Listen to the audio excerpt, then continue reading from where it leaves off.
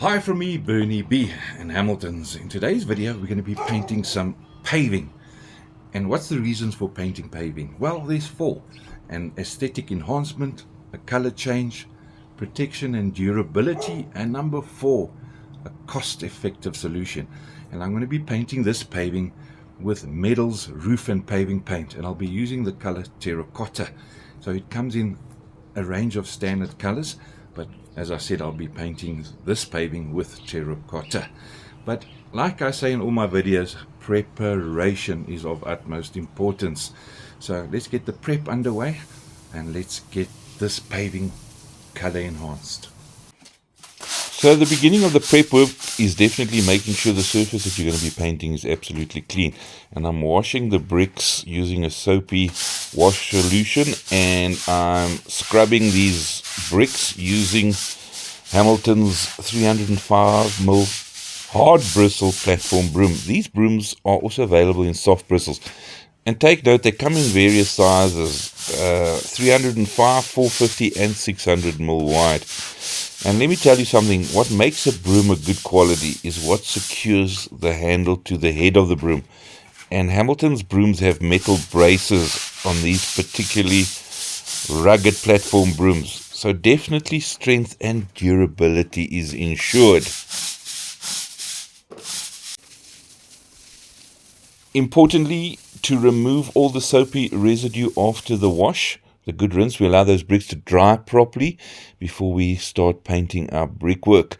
And we need a few items: an extension pole, a good quality wide brush for cutting in, and a decent roller for painting brickwork.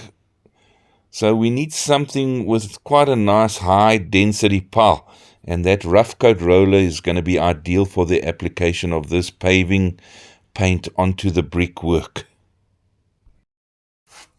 So I'm doing all my cutting in first because the roller is not going to get close to the edge. So important to do all my cutting. And I'm priming the bricks with a product from Metal Paints called Plaster Bond. I like the idea of priming the bricks before painting them. This product, Plaster Bond, creates a bond, a much stronger bond, and you're going to get much better coverage with your paving paint. Most important is stirring that paint once again. Make sure you have a proper paint stir on hand with every paint project.